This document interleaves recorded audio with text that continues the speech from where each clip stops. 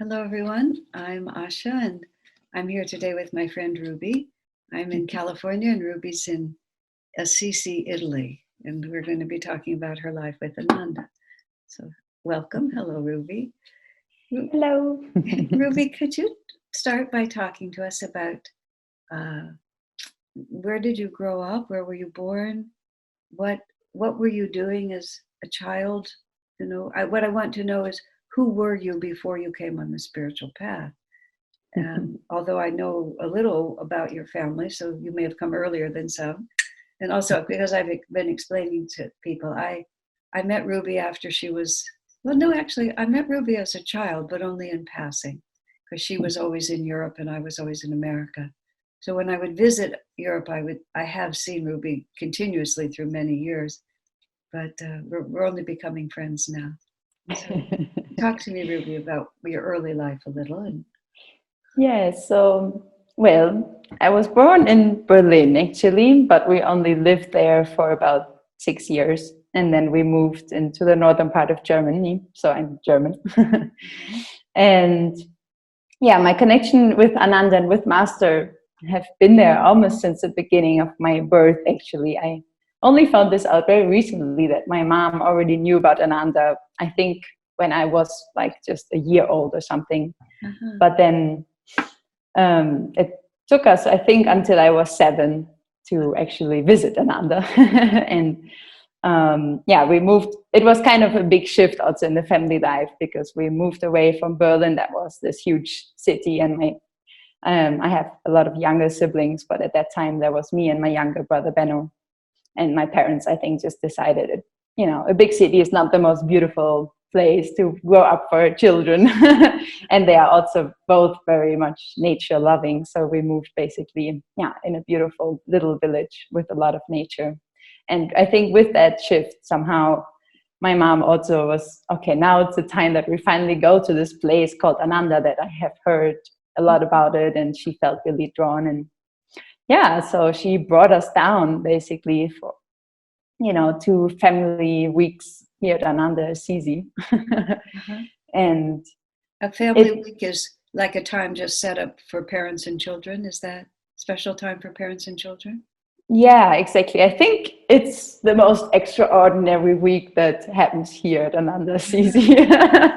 Because it's a week just full of, many families come together and, to understand together how can, spirituality be lived in a family setting, and kids have activities and parents have activities. And I remember those times just as the most fun time of my year, basically, because I don't know, I think I immediately somehow recognized, Ananda as an energy or something that was very familiar. I remember, for example, many times we would drive down with the car from Germany. It takes 2 days basically, because we stopped overnight to sleep somewhere, and we would often arrive in the middle of the night.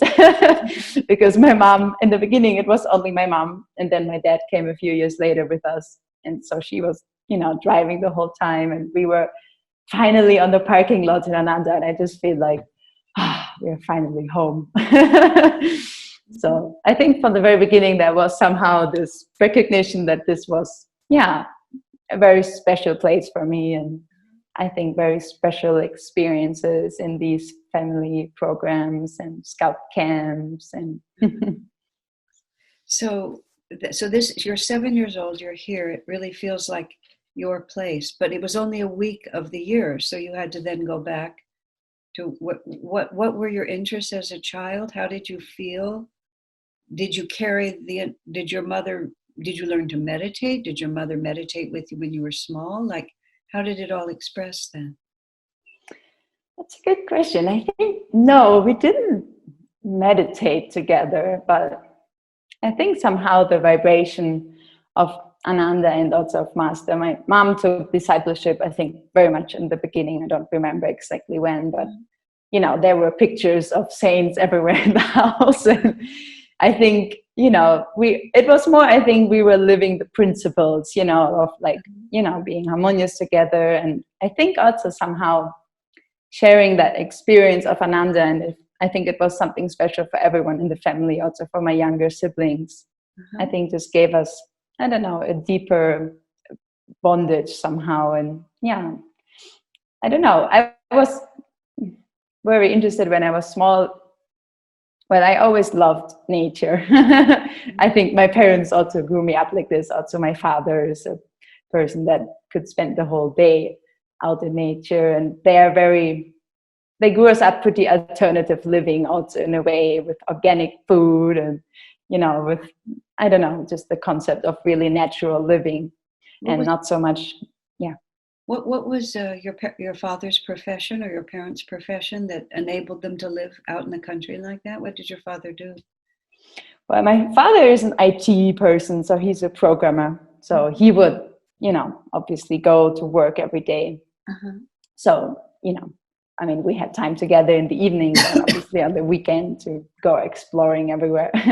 And my mom is actually an educator, but when we were all small, she was a full-time mom for a while, and then she's into, education for life, obviously, because that's master's, teachings and sharing nature. She does a lot, with children and nature. So yeah, she's very much into that.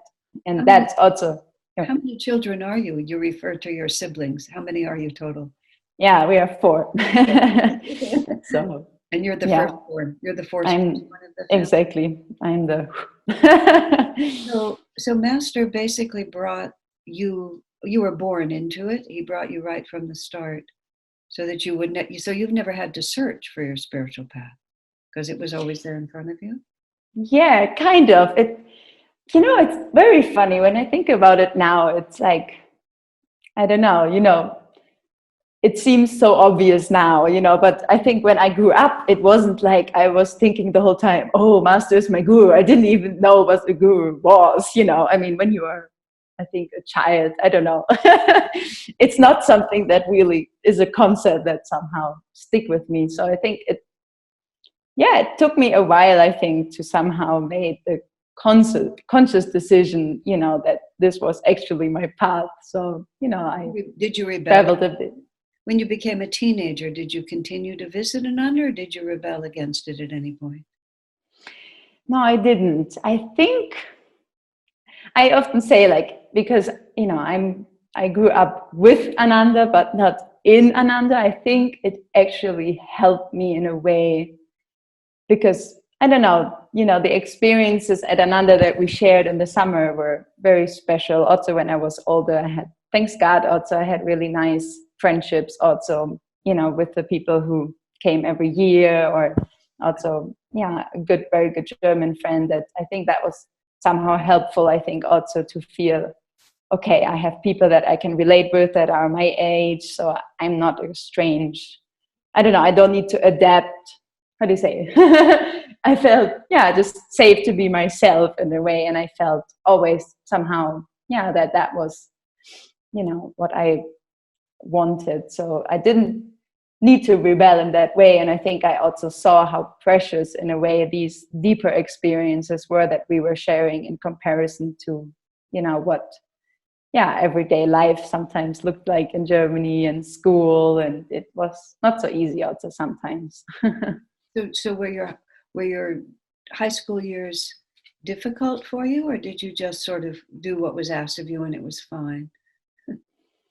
Yeah, I think, kind of that. I mean, school for me was the hardest, I think, when I was smaller, because also, we kind of moved just before I got into school, so I didn't know anyone. And then, I don't know, I was very shy when I was small. And I think a lot of, I don't know, I didn't also, I mean, I had friends, but I think I never really, with very few people only, I think I had very deep friendships in school. And also, all through middle school, I don't know, I never could really feel I could be myself in school. And I think once it got to high school, I think I got more, I don't know, confident in myself. And so it was in that way easier, I think. And I'm good at school. I mean, I never had problems with,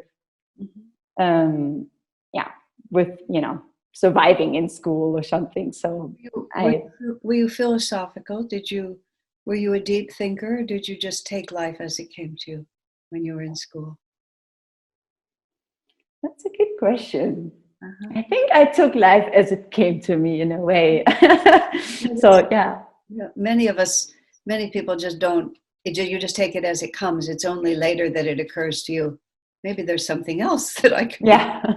Did you go to college? Did you go to university? Mm-hmm.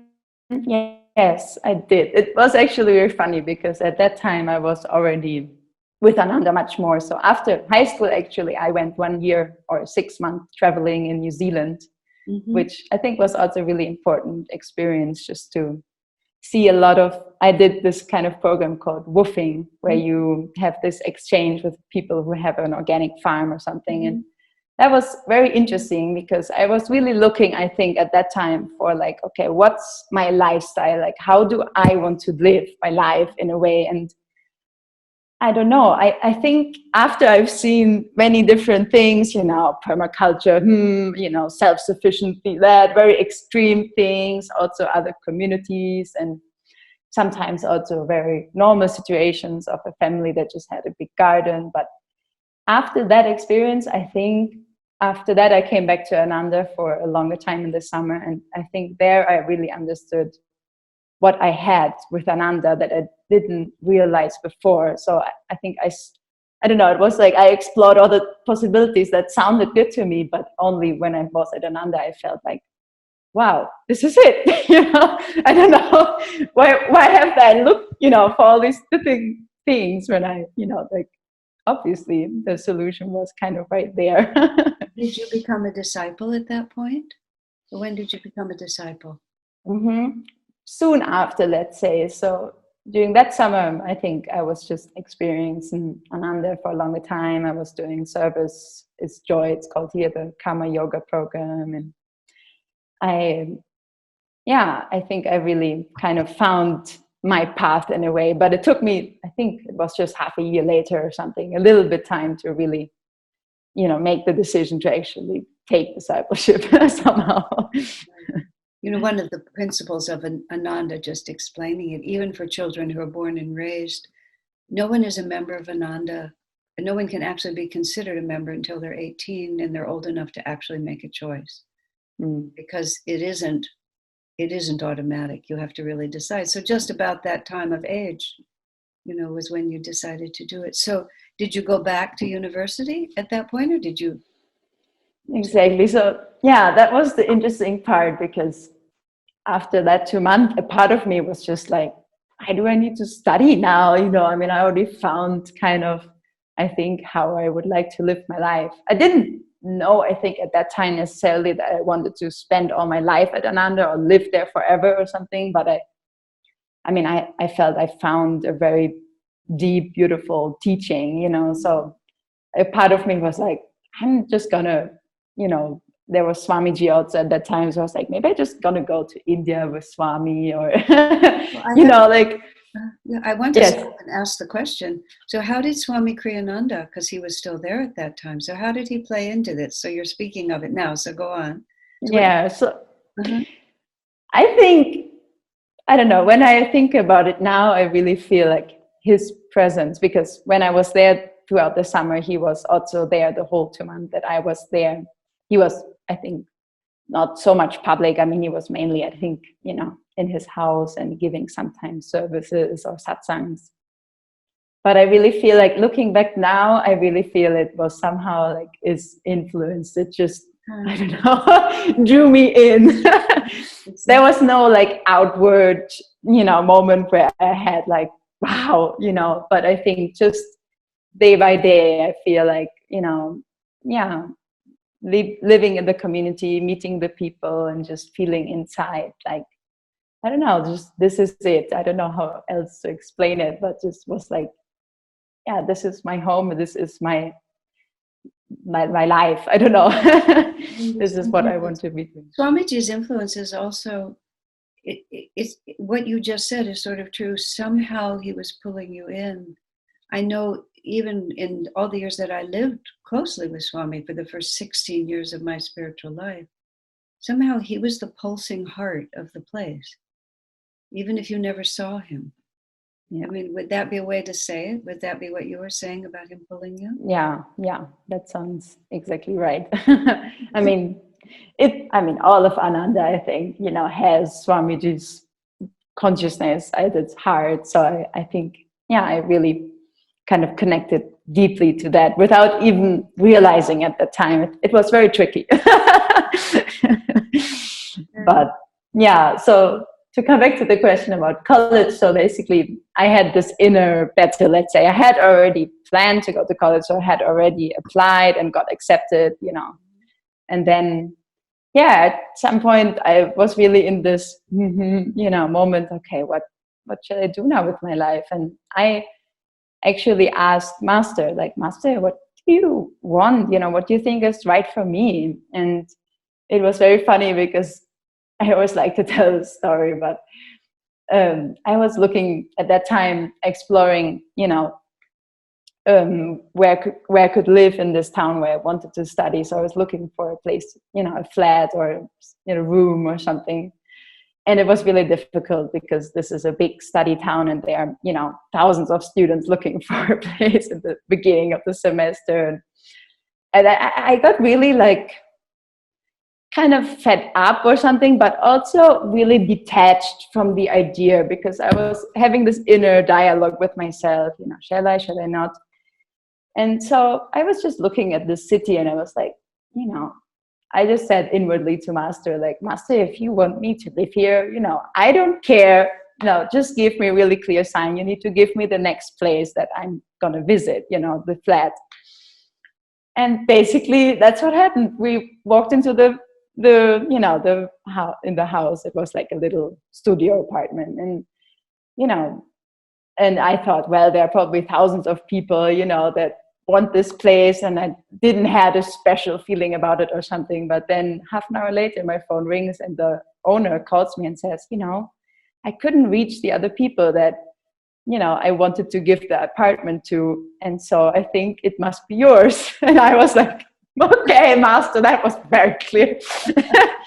So yes, I did study, and I think it was very helpful for me actually, because I feel now, I think it was a good time to experience myself, living in the world, but also already growing in my spiritual path. So I have this kind of, time to, get down to my sadhana and not, really, I don't know how do you say it. I think in the community sometimes it can be also easier, no, to have a regular sadhana or something. So I think it was also important for me in a way, I think, to put out the willpower and to stick to, my spiritual, sadhanas and, myself in a way, even though I was, with a lot of people. And I don't know, I had a very good time, though, I have to say. It was very, I think, expanding my experience of life. And did you have a field of study? What were you interested in? Mm-hmm. I studied nutrition science and sustainability. Mm-hmm. So I'm not doing that anymore at all. But I don't know, I think from when I was, already early, I was already interested in what's health, what's happiness, how can I live healthy and happy, and how can I help other people to live healthy and happy. And I was looking actually also before for more alternative studies, but didn't really find, there was not so much offered, at least in Germany at that time. So this was actually a cool study, so I really enjoyed it. The university was not huge, so there were a lot of opportunities also. I feel like, I'm doing a lot of communication things, and actually because I studied, when I studied, I did a film, I did a photography seminar, I did a magazine, and so I already got into this way of I don't know how to reach people and communicate to people. And I think I had the same intention then that I have now in a way, you feel you have a knowledge, about how to live happy and how to live healthy, and, and then how can we share that with others? So in a way that's, attracting to them or Exactly. So, that didn't really change. It's very interesting sometimes how we learn more about what we're trying to do, but we've always been trying to do the same thing. I think healthy and happy is a real simple way to describe it. Healthy and happy, and help others to do the same. Did you finish your university studies? Was it 3? So you spent, so the picture is then 3 or 4 years being a happy college student, but always having this knowledge now of master behind you. Mm-hmm. So It was, go ahead. yeah, it was quite an adventure. I think it was very funny also because I think the time also really, the college time also really gave me a time, I think, to travel a lot somehow because I got a scholarship. So I had also, you know, I don't know, not a lot of money, but some money. So somehow I traveled to India, you know, with seeing the Ananda places. I basically spent all my holidays or, you know, semester free periods in Ananda throughout those 3 years. So like if there were Christmas break, okay, let's go to Ananda. There was an Easter break and there was Swami here. So I was like, okay. So there was kind of this dance between study time and then also, you know, starting, I don't know, to plug in also more in the community here and to explore a little bit around. So when you finished university, did you come straight to Ananda, or did you try to have a career for a while? What did you do when you finished, when you graduated? Yeah, I don't know. It was a very, I say, gradual thing because basically at the end of my studies, I needed to do like an internship. Uh-huh. And I don't know, I first was like, oh, where can I do my internship, looking at different places in Germany. And then at some point I was like, oh, what if I can do my internship somewhere at Ananda, you know? Mm-hmm. So then I got an internship here with this little company that's called Prana Food. They were making like raw, organic, you know, fruit bars and things.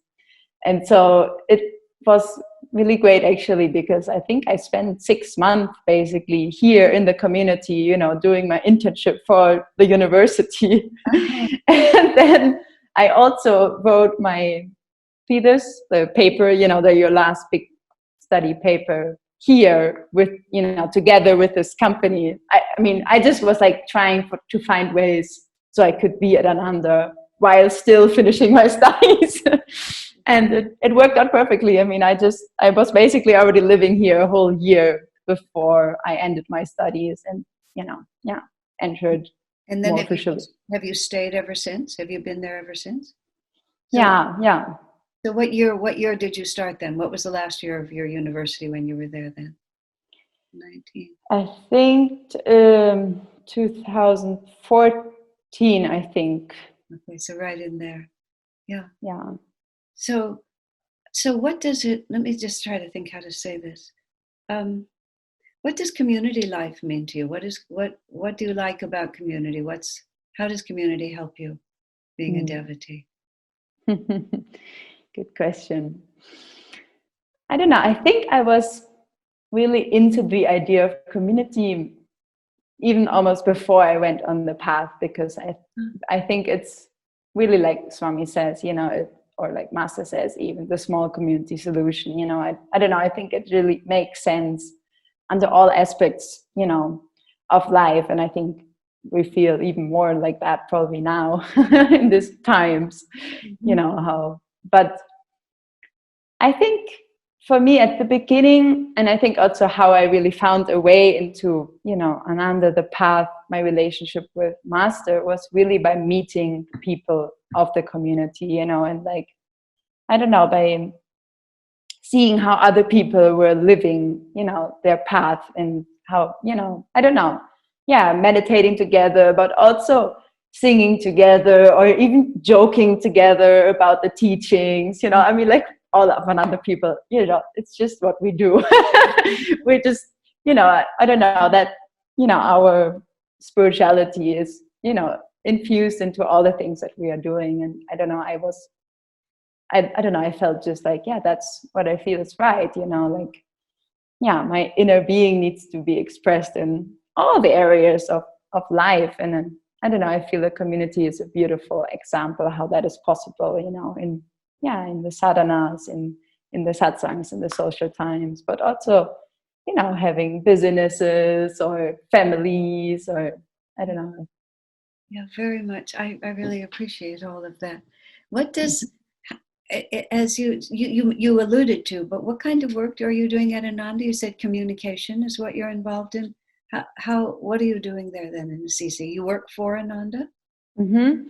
Uh-huh. Yeah, I didn't work for Ananda since the beginning. Well, kind of. um, I started basically coming in with live streamings, I think, because when I started living in the community, I was working with a community business for 2 years. Uh-huh.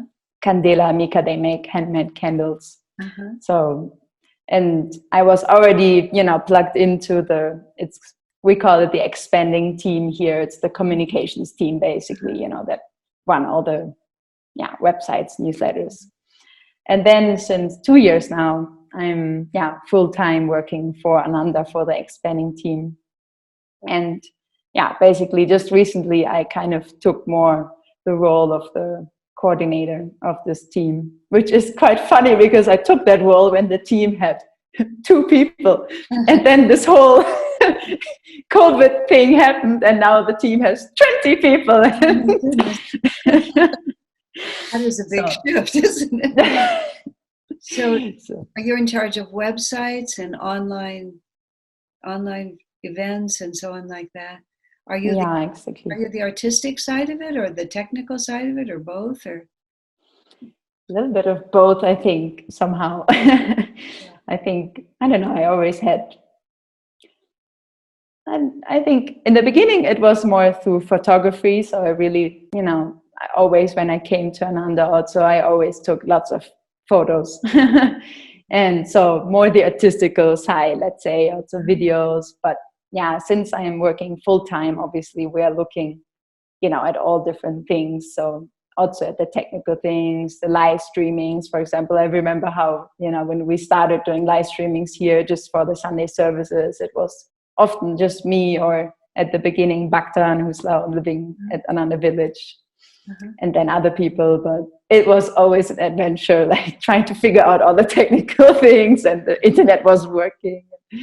So I think both somehow, because I don't know, there was a big need, I think, for people who have kind of, how do you say, who can be friends with technology. Not everyone, I think, is like, kind of a techie. So I somehow had this, just, it came natural to me. So, very. And Since your job is to communicate, Ananda, what is it that you feel people, what do you think the essence of Ananda is that you're trying to communicate with people? What do you want them to receive from you? That's a great question.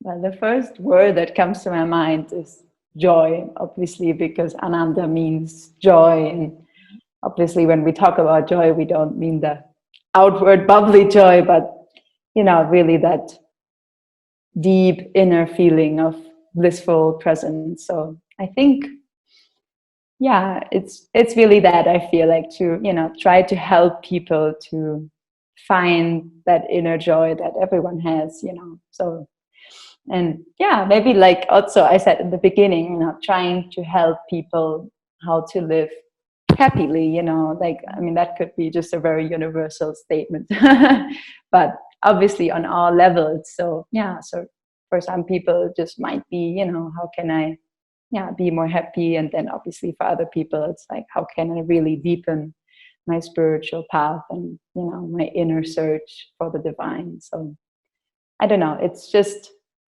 I always like to think about, all the communications just as sharing in a way, sharing Master's vibration, sharing Swamiji's vibration and consciousness, and try to show people that it's possible, I think, to, live with that joy, live in that joy. When you say Master's vibration and Swami's vibration, how would you describe that vibration? What does that really mean, those words? That's also a good question. You ask very good questions.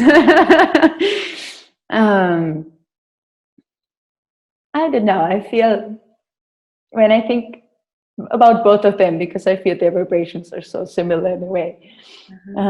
It's really this very deep feeling, but also very light feeling. So often I like to visualize, like, I don't know, just master smiling or something. So this deep peace and calmness, but at the same time, this big expansion of love and joy and of I think, I don't know, lately also I feel often when I try to tune in to that, I don't know, that vibration is like,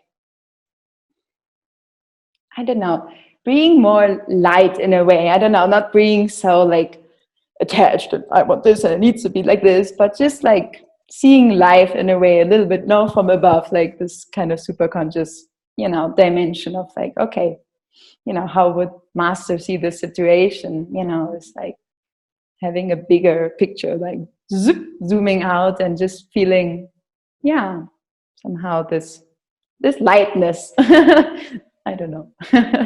That's very, very, very true. And so when you think about yourself going forward as a disciple, what do you think the essence of your discipleship is? Your you might say your ambition as a disciple. How do you see yourself going forward from here?